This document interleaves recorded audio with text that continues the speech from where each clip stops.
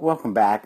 This is the conclusion of part two. I think part two ended a little bit abruptly. The application that I was using, as far as I can tell, we ran out of data. I got to check the settings or whatever, for the preferences or whatever for that particular application and see what happens. So I'll be prepared next time.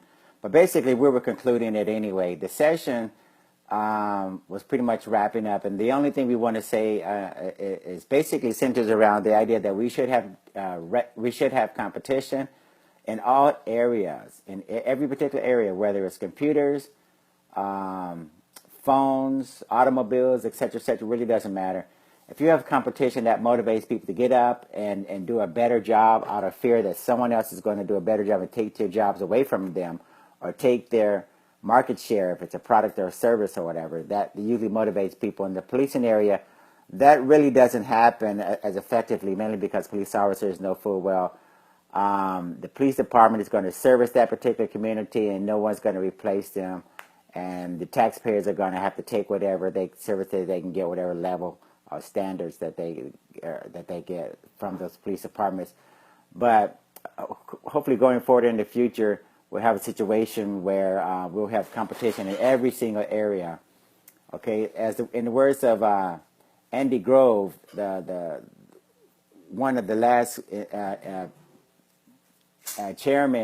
presidents of Intel, when someone asked him, Andy, what motivates you when you get up in the morning more than anything else? And he admitted that he was motivated by fear, the fear of some 16-year-old, 15-year-old getting up, working out of their mother's basement or garage, finding a way to create a chip that was going to threaten the monopoly position that Intel has in the computer chips area in the industry. And Bill Gates and Steve Jobs basically reiterate the same things when asked about what motivates them. Someone coming up with a better operating system, coming up with a better iPhone. These things are typically what motivates you. So let's see if we can figure out how to spur some competition, even when it comes to law enforcement, because law enforcement has been in the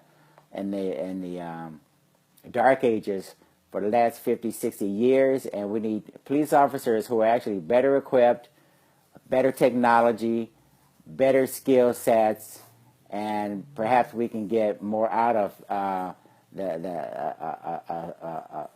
law enforcement agency or a corporation, if you will, even if it's a private corporation or a public company, or it really doesn't matter, long as we can find a way to bring this into the 21st century, okay?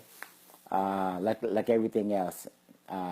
So we appreciate it when you guys join us in these particular sessions, and we like to say at the conclusion of every session, let's see if my co-owner of the company, Carolyn, has anything to say about competition in the police area, or police doing a better job overall. Anything you want to add to that, Carolyn?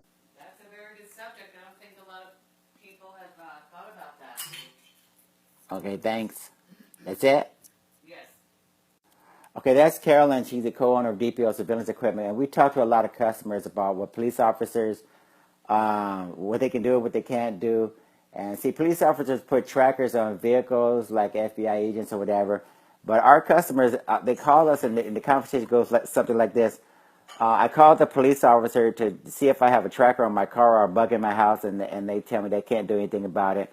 Or we have customers who are electronically harassed, or they target individuals, and they say something like, I want the police to see if there's something going on, that can tell me whether or not I'm being electronically harassed or whether or not I'm targeted or not. See, a lot of times the police officers are at a loss because they can't help these individuals. They're not trained for it. But there's nothing wrong with the police officers working with other organizations, contract out those jobs or something, or maybe just replace them altogether and get people who are going to be more versatile in terms of what they can do and what they can't do, so that they can serve us better. So we like to say at the conclusion of every particular podcast, video, whatever, share this with a friend, enemy, relative, associate. We don't really care who you share it with.